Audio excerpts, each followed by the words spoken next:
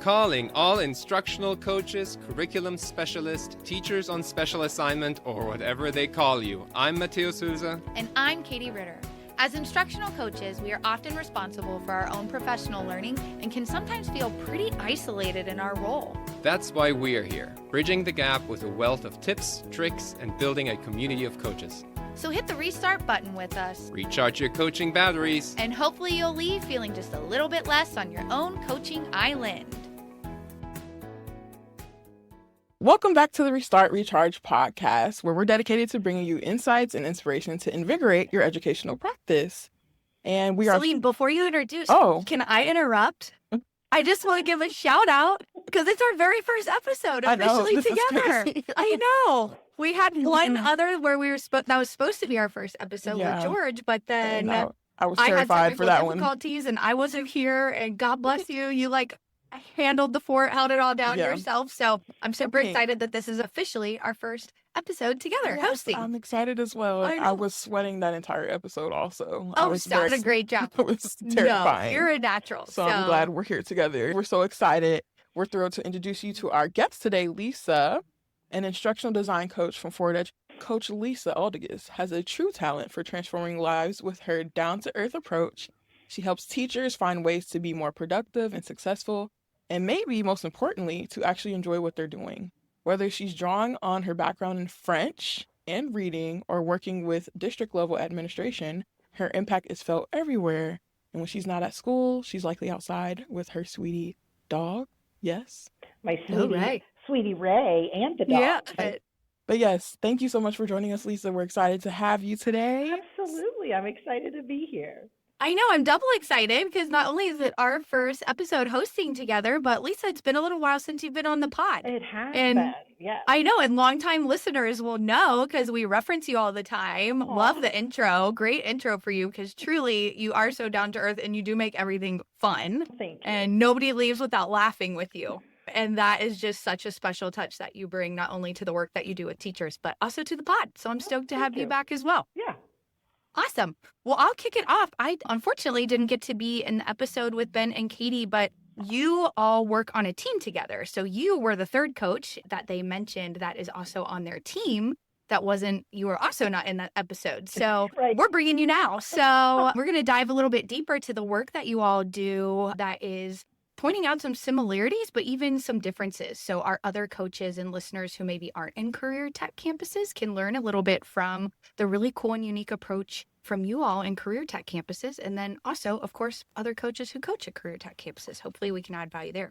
Ben and Katie talked a lot about building relationships, and Ben kind of alluded to the fact how, yes, relationships are absolutely fundamental in this role of a coach, but he said maybe even more so at career tech campuses because you've got some folks who are second career, new to the field. They're teaching stuff that, I know I always felt like when I would walk in a math classroom or an elementary classroom, I'd be like, I'm out of my element here.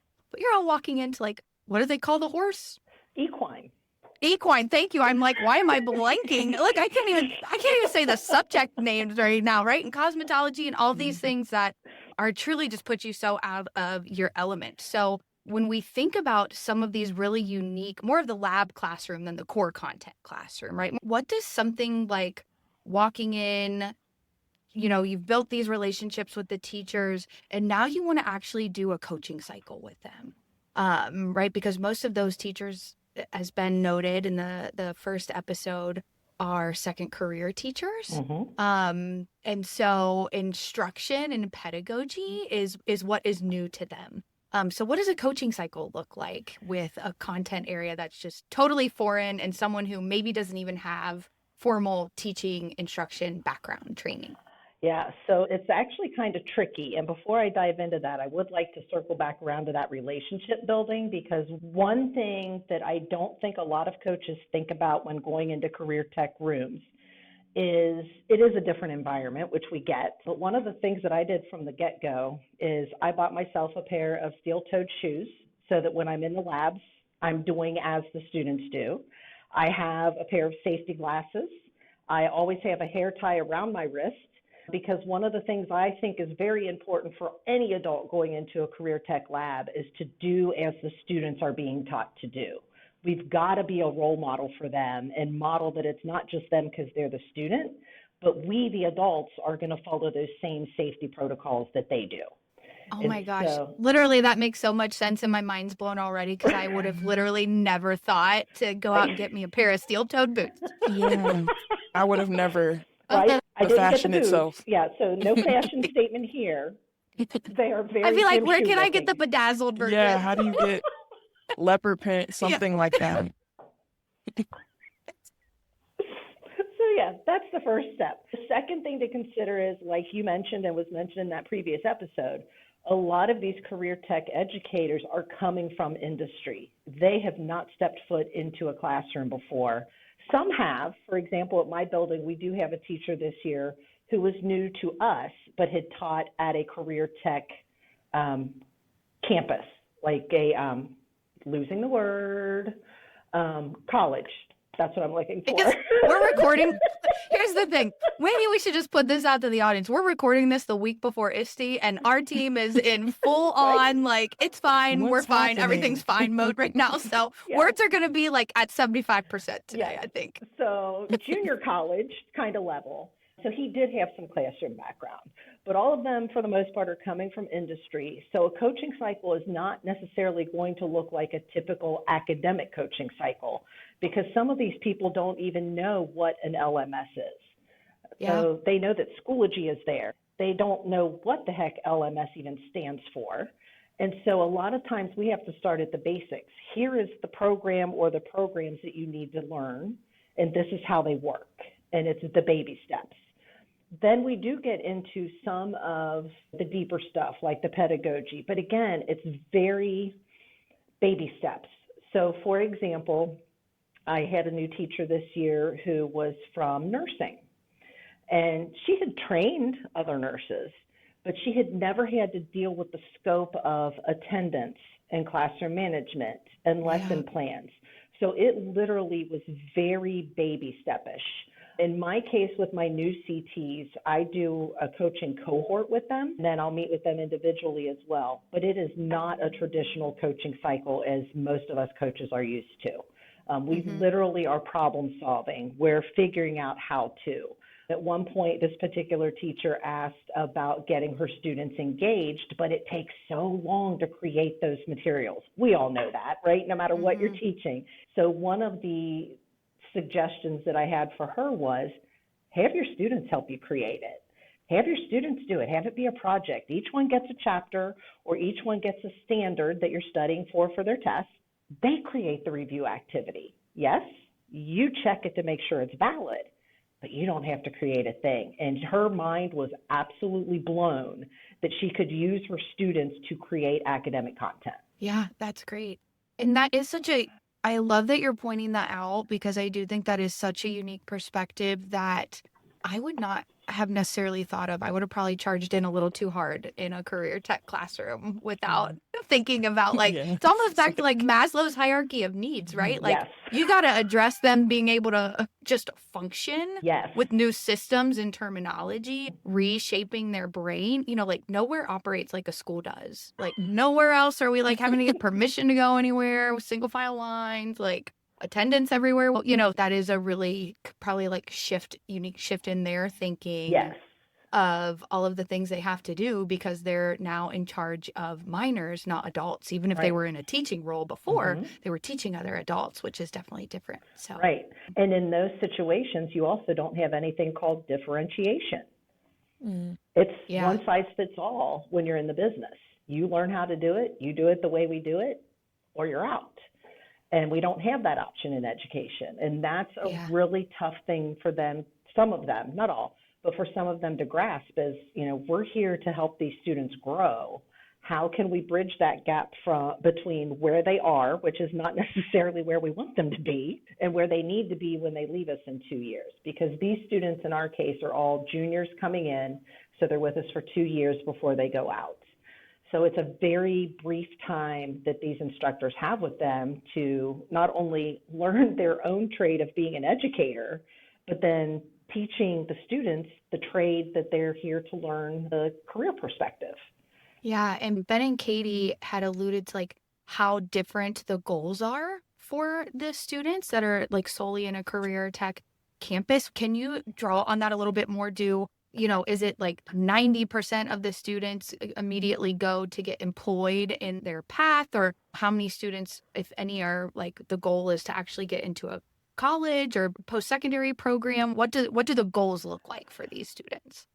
So the goal is they want to get certified in their career area. And of course, that varies. Like an actual industry certification. Yes, actual industry certification. So for example, the students who are in the auto tech class, they have the opportunity to take and pass ASE testing, like when you go to wherever you go and they're like, our techs are ASE certified, they have the opportunity to take and pass that test. That's awesome. Yes. Which makes them immediately employable when they graduate. Exactly, right? Yeah. The cosmetologists, they actually go through the state of Ohio's training for cosmetologists, just as if you were going to the Paul Mitchell School, and they have the opportunity to take that state board exam at the end of their senior year and become a licensed cosmetologist. So each career field has their own set of industry credentials that's their goal to get. Academically speaking, for the state of Ohio, they do have to follow the same graduation requirements as any other student. The difference is that because they're in career tech, they have the opportunity to earn what are called 12-point graduation points. And it's 12 points that they have to get. Some of that is through their certification exams. Some of it is through their web exams, which is the career tech equivalent of end of course exams. You can get it for other certifications that are more basic along the way. Having your driver's license is huge because you're going into a career. You need to be able to get to work. Sometimes you have to be able to drive for work. So there are lots of different things. As far as the percentage, that's going to vary from district to district. I know that the Oaks has a percentage that they want to get, and their percentage isn't that we want. I didn't even think of like the industry certification. I mean, that makes total sense that is the goal we're working for. Like the ultimate stamp of, yes, you are ready, you learned the skills you need to then go out and implement them into the world. Yeah, for sure. So I think what's cool is in our episode with Ben and Katie, they talked a lot about Learnapalooza. And what that looked like. We would love to hear your perspective. And I think in addition to what they talked about, like how with all these different types of curriculums that are on campus, how do you get the PD that you're branching out to all these teachers? Like, how do you get it to stick and to continually find new PD?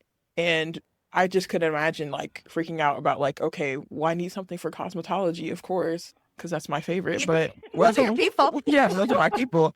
But like, I don't know, like the farming space, I don't know how to help with the animals. How do you pinpoint different PDs that fit all these different types of students and teachers? Seriously, talk about differentiation. Yeah, there's a lot of pieces there. There are a lot of pieces, and it's really funny you refer to the differentiation in that case, because having been a French teacher, I always felt left out of all the PDs because it was always math-based or science-based or reading-based, which kind of helped a little bit, right? But you're getting your revenge in a positive way. I am, right? Yeah.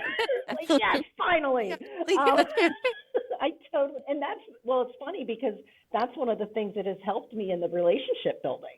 I've been in that one person on their lone island, and so they know that I get that piece. I may not understand, well, I do get the farm animals because I lived on a farm, but I don't understand the welding. I don't understand the machinery type stuff. That's all foreign to me, but they understand that I understand that they're in a unique situation, which really helps. So back to Learnapalooza. I think one of the big things that we really have going for us as a team is we really reach out to our teachers to find out what they need. Sometimes they don't know what they don't know. They don't know what they need. But we can at least say, what is it you're trying to accomplish? So Ben had referred to working with the culinary kids and growing the portfolios and the QR codes and all that. If he had not had those conversations with the chef, he would not have ever come across that as being a need. So then what we do is we take that kind of situation and we turn it into a PD for the other areas. So for example, at this last Learnapalooza, because Canva played a big role in creating business cards and resumes and things for the students, I did a session completely on Canva, but I split it out into different segments. So I had one for the academics and the intervention specialists, because there are certain things they like to do in Canva. I did another one for CT teachers, because they're going to be more focused not on posters and things and infographics, but they're going to be more focused on business cards and resumes and how can they use that with their students there. And then we had a separate line for the admin and support staff and how they could use it. So that differentiation has become a huge piece of these PDs.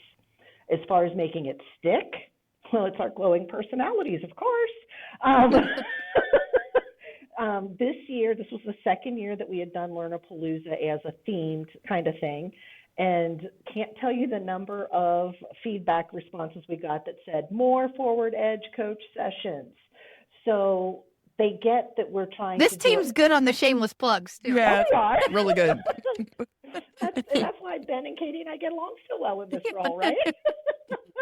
But seriously, just making it lively and real and giving them time to play, that's another huge thing, because again, a lot of the CTs don't have that experience in Canva, in Schoology, in Take Your Pick, Edpuzzle. So to give them that time to play is hugely important in getting the buy-in and getting it to stick. That's awesome. Yeah. Should we take a break for a sponsor? Sure. We're going to take a quick break. Thank you for joining us for Restart Recharge. Calling all instructional coaches. Join Forward Edge for Coaches Camp in summer of 2025. Coaches Camp is packed with high-quality professional development exclusively for you. Attendees will work with like-minded coaches on creating strategies for building teacher relationships, executing coaching cycles, and building a culture of coaching and tech integration within their school district. There are 2 opportunities to attend Coaches Camp in the summer of 2025. You can either join us virtually July 22nd through 24th, or come to Cincinnati on July 28th and 29th. Please visit forward-edge.net/coachcamp to reserve your spot today. Welcome back to the Restart Recharge podcast. We're here with Lisa Oldiges, and we are talking all things coaching at Career Tech Campus for our episode 2 in the series. Lisa, gonna pivot just a little bit. I'm curious. So we talked about kind of how you approach some of the relationships, how you approach coaching cycles or deeper coaching conversations around instruction, how you approach PD for all of these various content areas and lab areas and how that looks different. So let's shift the focus a little bit to the students. What are maybe some unique challenges that these teachers face from these students? Like, what might a classroom management problem look like in a lab classroom versus something that we might be used to in a traditional K-12 classroom? So I don't think the problems are any different. I think that the situation allows for certain ones to happen more or less than in a traditional classroom. So for example, we all love a good cell phone in a student's hands, right? Where they're just scrolling along, doing whatever they do on their cell phones that I know nothing about. But in a lab situation, you've got one teacher with as many as 25 students who are all out either working on a car, working on someone's hair, maybe they're welding something. And it's hard enough to watch those students who are actively engaged in those activities, much less the students who have gone off into the corner to just scroll away on their phone doing whatever. So sometimes keeping students focused on the task is very difficult. And I think part of that happens because when we bring these new CT teachers in, and I attended a conference last December where this exact same topic was covered over and over and over in numerous sessions. We bring these CT instructors in from business, but they don't really have an opportunity to practice those skills that they need to get the class started on the right foot. They've not learned about classroom management. They've not learned about the relationship building. They've not learned about setting boundaries and how to hold them and what to give in on and what not. So a lot of times they'll start the year just as they would if they were working with adults. And then it's a backtrack kind of thing. Okay, now how do we rein the students back in? So that can be kind of tricky sometimes.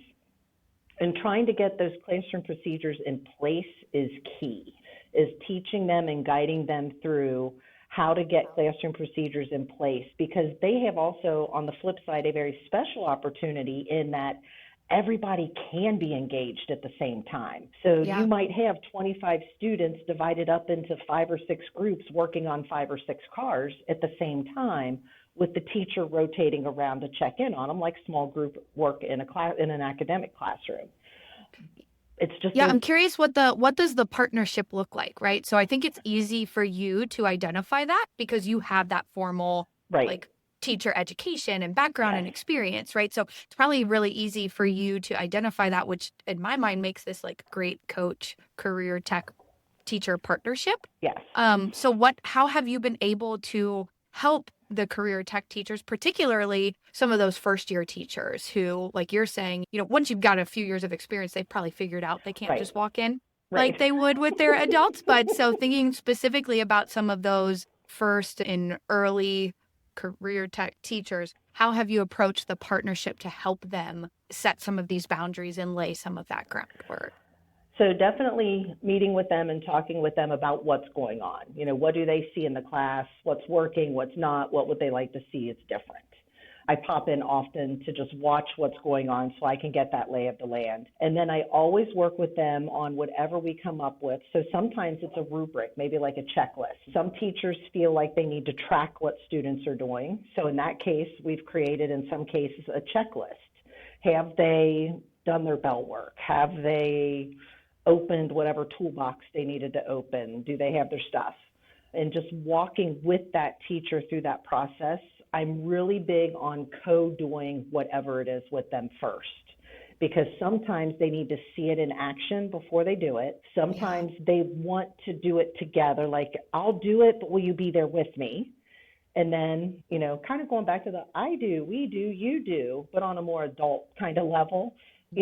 I've been real fortunate in that I've had a wide variety. Some teachers will say, I want to do it, but just tell me what I'm doing right or wrong. Others want me to show them first. And then you've got the middle ground where we're just both there doing our thing. And it seems to work really well. The cool thing with the career tech teachers is the students kind of look at them differently than they do their academic teachers to begin with, because they don't see them as teachers. So they already have... So they don't live at school? No. But they're cooler. They're neater. They're like real people because they work on cars, or they ride horses, or they weld. They're doing the things they like. Exactly. Yeah. Whereas, who likes to go to an academic class except an academic teacher in the students' minds, right? And it's a process. But I definitely... working with them and showing and guiding and slowly releasing is a huge, huge benefit. I think my last question for you would be, what would you say is the biggest difference either in the work that you do or in your approach to coaching between the academic teachers and the career tech teachers? I don't think my approach is any different, because I approach it with, what are you trying to achieve?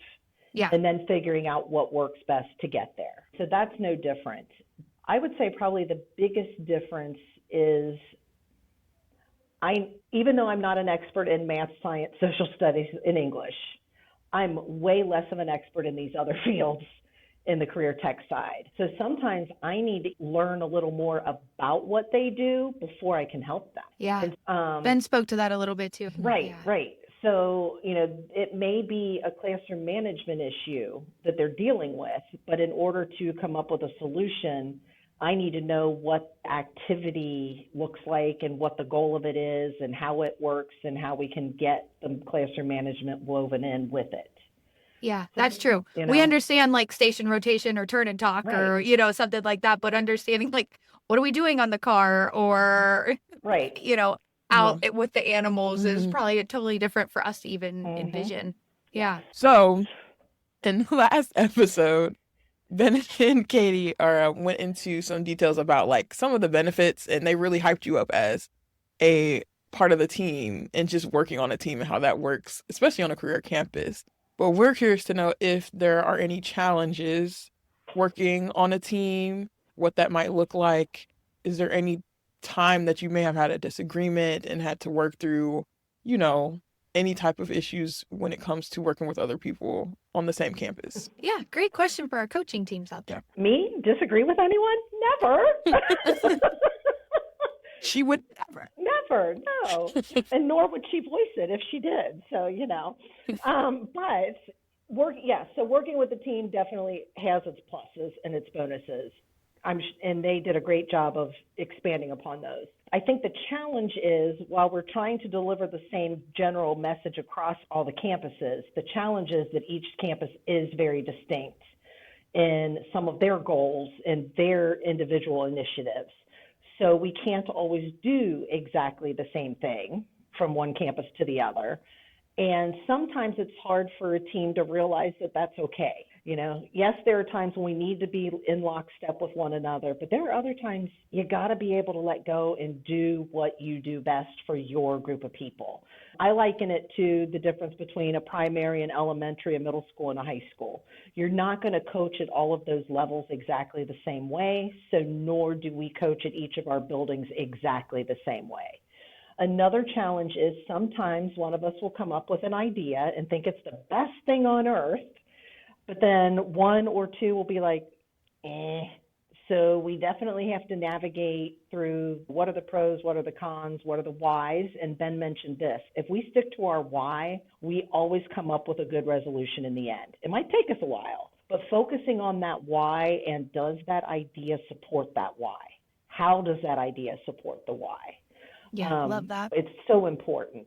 A really good example of that was Ben and I earlier in the year had been working on resume building with the students. It was a project that I had started the year before in the two buildings I was in, and then Ben took over one of those buildings this year. So I was looping him in on the work that had been done last year. He was looking at it going, I don't know if I agree with this.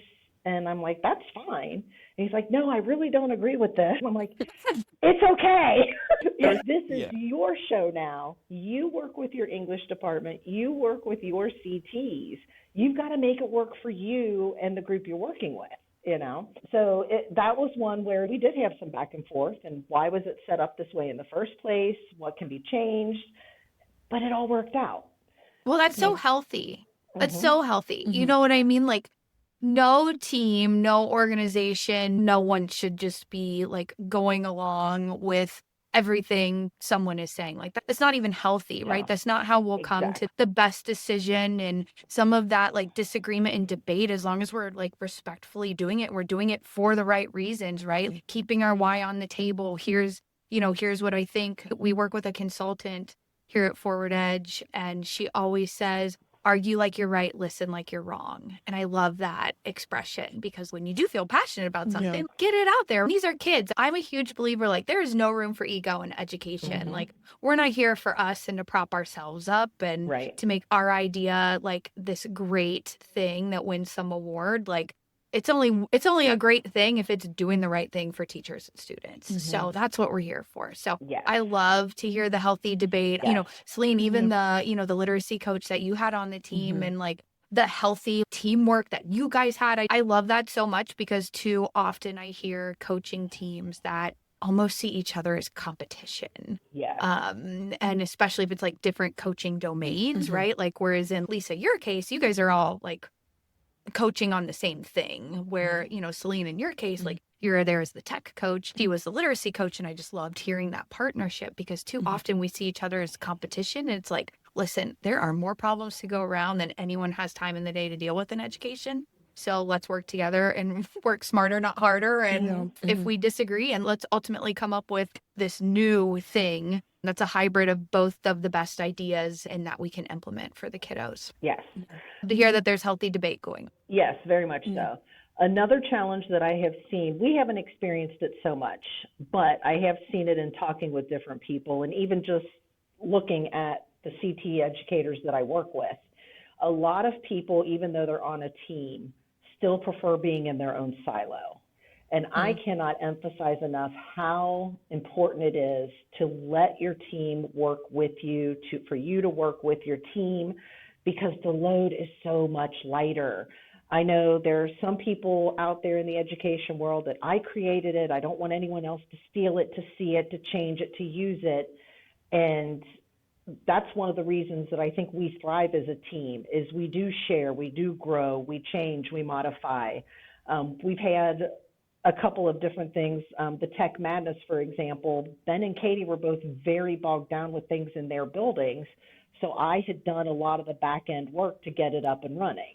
By the same token, when it was time to start looking at a new way to do the resumes with the students, Ben took the heavy lift and he revamped the forms and the templates, and then Katie and I kind of helped him edit them and make sure that they were doing what they needed to do. So it's a give and a take and a working together and a collaborative effort that is so much better when you let that process work. I love that. And I have one more question. Yes. As we're slowly closing out for the day. Please, like, if you could tell time, you'd know we're over. And honestly, this helps me, especially like you said, being on a coaching team more so, like working with another person. What would be a good tip or trick, especially as we're going into the start of a new school year? What are some ways that you and your team plan out or begin kind of working together and planning out the school year, both as an individual coach and working collaboratively? So we meet very regularly. We have not met yet this summer since, of course, ISTE's right around the corner at the time of recording. But we meet pretty regularly, even through the summer, just to discuss what's coming up. One of the big things we personally have is in both May and August, as mentioned, we do Learn-a-Palooza. So we will be getting ready for that sometime after ISTE. And then we all have meetings set up with our individual buildings to figure out what the goals for this coming year are so we can get things set up. The process looks a little different for each of us, but that's generally what we do. We also have a district contact from the teaching and learning team that we meet with regularly, both during the summer and then especially during the school year. We have regular biweekly meetings, so it keeps us all on the same page. We hear about district initiatives and goings on that we need to be aware of. We report how things are going in our buildings, and it's just a constant cycle, just a bit less in the summer than it is during the school year.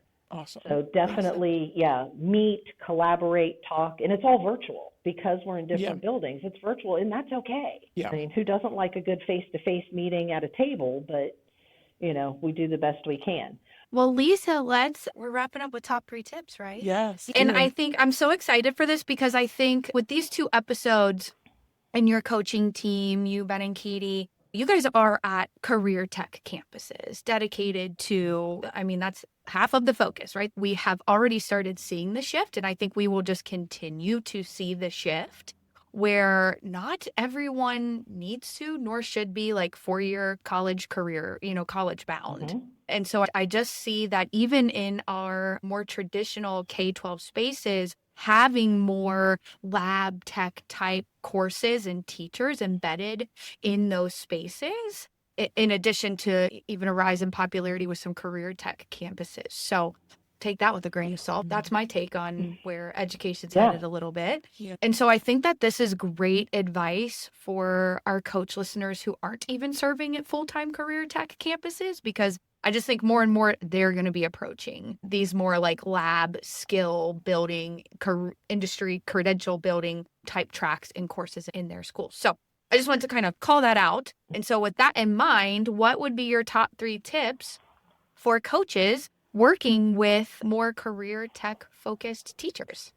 I think the number one thing is to be open and flexible. You've got to be willing to explore, to learn what you don't know. I know one of our former coaches had helped the law department at one of the buildings set up their 911 demo system because police officer who was there had never worked in the 911 system, and our coach went in and learned how to set it up and helped them. Oh my God, talk about nervous. Right? Seriously. It was just for practice. Oh, don't accidentally hit the 911 button for a school. Yeah. Good Lord. Right.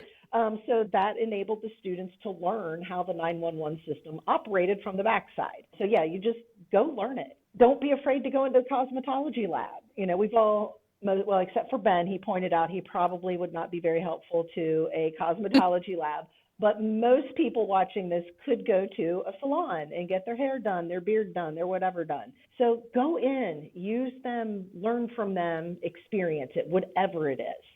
And then along with that goes that communication piece, communicating with your team, communicating with the teachers, and all of that overlaps into that relationship building so that you've got that solid foundation. I think the third thing, and I know this was kind of joked about in the previous episode, but it's true. Everybody needs a support system, including the coaches. So I think Katie Mack was in a rowboat. Ben had his life preserver. Celine's living it up in an all-inclusive resort on the island, which I absolutely loved. Okay, for me, it's my scuba gear. So always have your life support system, whatever that is, ready and available, whether it be your people, whether it be music that you listen to, your whatever it is. Have that there because it's not perfect, especially when you're going into that area that you're not familiar with. And embrace it and have fun with it. I love that. Thanks, Lisa. This Yeah. is awesome. Yes. Thank you all for joining Restart Recharge Podcast. We will see you on the next episode. Thanks for spending time with us today. If you found this episode helpful, please share it with an educator friend. And connect with us on social media at RRCoachCast to let us know what you thought of the episode and what topics you want us to discuss next. New episodes drop every other Tuesday. Be sure to subscribe to Restart Recharge wherever you listen to podcasts. So press the restart button. Recharge your coaching batteries and leave feeling equipped and inspired to coach fearlessly with the Restart Recharge podcast. A Tech Coach Collective.